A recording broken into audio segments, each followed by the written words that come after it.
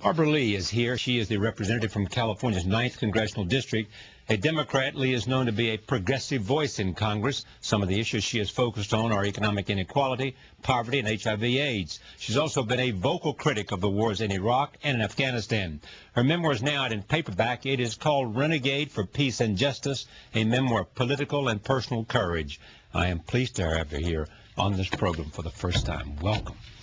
So happy to be here. It's my pleasure to meet you. So happy to be here. Let me just talk about your life. Well, of course, and I write about this in my book in terms of being born in El Paso, Texas. And my mother was not allowed in the hospital when she was about to deliver me. She needed a C-section. And because she was black, they were not going to admit her. Now, my grandmother looked like she was white because, you know, the past. And her mother had been raped by the head of a household where she worked in Louisiana, and he was an Irishman. And so out of this rape came two daughters. And so that's my grandmother. So my grandmother looked white, and she came up to the hospital and said, "This is my daughter. You're going to let her in." And so finally they admitted her, but they didn't do anything except left her up on, as they say, a gurney. She says a gurney. And nothing happened. And so finally it was too late for a C-section, and my grandmother was raising Cain, and finally the doctors attended to her. But it was actually too late for a C-section. So they rushed her into the emergency room and didn't quite know what to do, and ended up delivering me using forceps. And I had a mark over my eye for many, many years, really until very recently. But I think the point is I almost didn't make it into this world because my mother was black. She almost didn't make it through the delivery because she was black. She nearly died. And so I came into this world just fighting to survive, fighting to breathe, fighting to live. And I heard this story as a young child. And early on, I said, how could they do that to my mother? You know, not quite understanding racism then. How could they do that? And so that was the beginning of my fight for peace and justice. And then you also, and you write about this, and you have written about this, you were battered.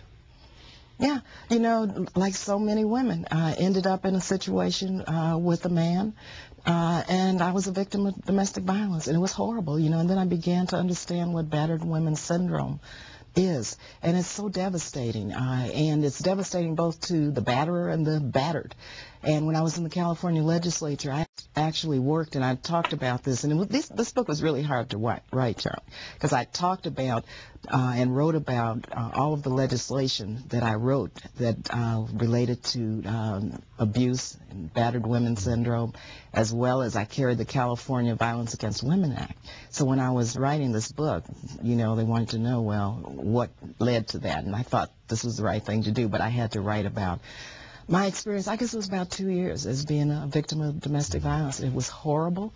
And I tell you one thing, the empowerment of women, women's issues are so important in terms of my work as an elected official and member of Congress. You've been an elected official for a while. You first were kind of on the political side of the Black Panther movement.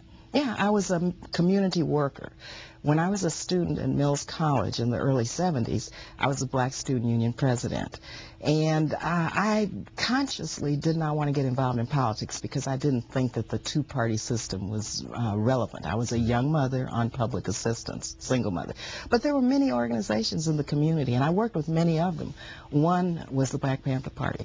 And I worked on the survival programs, their 10-point program. I bagged groceries. I actually helped coordinate fundraisers for the Community Learning Center, which was a wonderful community school. I had worked as Bobby Seale's fundraising coordinator when he ran for mayor of Oakland, which paved the way for the first African-American mayor.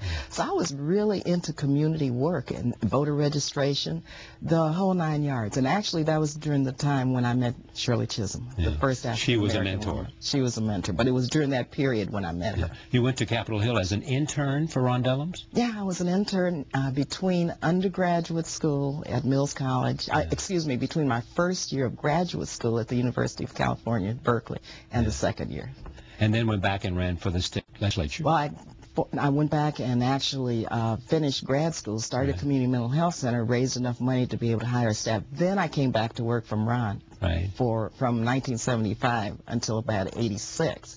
And later, I set up my own business. And actually, I wanted to create jobs for people. And so I set up a company, and we had almost 400, 500 employees at one point. Wow. And that was in the late 80s. And I ran for the California legislature in 1990. And then moved up to the state Senate. State Senate, yeah, Assembly first, then Senate. And then when Ron retired, I ran for his seat. That was in 98. And how did you see your mission in Congress? My mission, Charlie, has always been the same. Where there are injustices, where you see that the government needs to be that support mechanism, when you see that the common good is not being achieved, then you have to work and fight to make it right. And so fortunately, and I'm privileged that my great constituency has elected me since 98, and so I'm able to work on issues of poverty elimination, of course the war.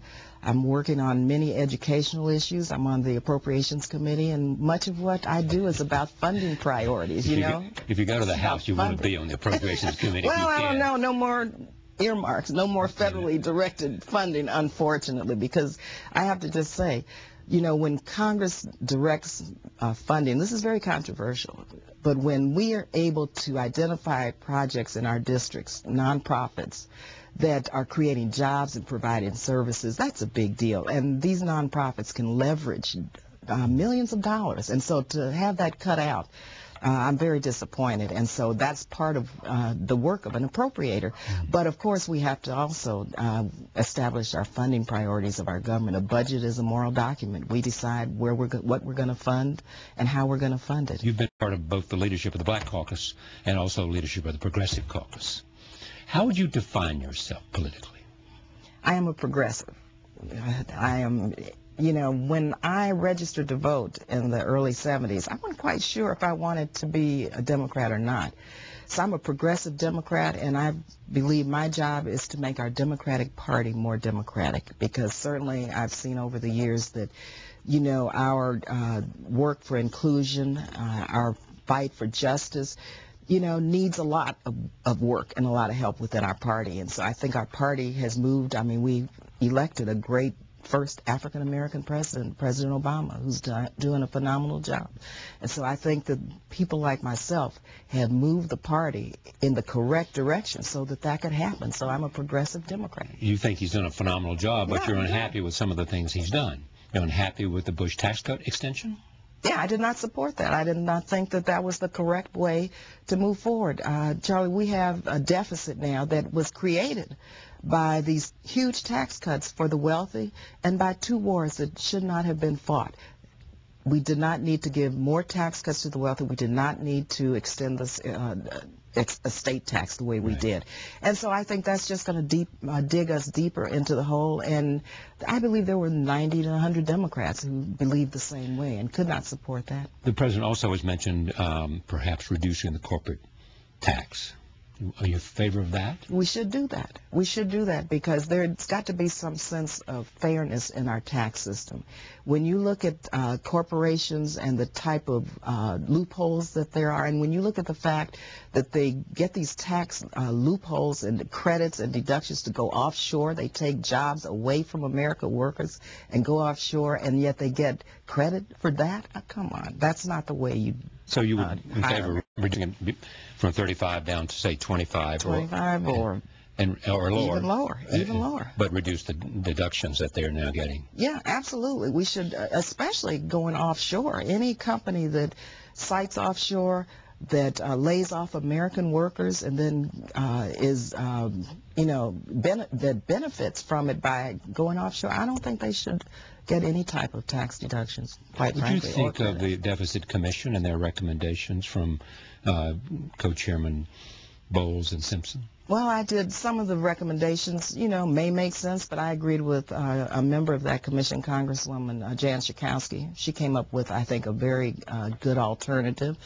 Some of those suggestions, such as I believe one was looking at the mortgage interest rate, addressing that. Well, middle income individuals, that's maybe all they have in terms of any kind of ability to accumulate any type of wealth to start a business, to send their kids to school. So I didn't agree with that. I'm glad they came up with a suggestion that we begin to look at defense, because before that, Democrats or Republicans will talk about defense. Secretary Gates talked about cutting defense.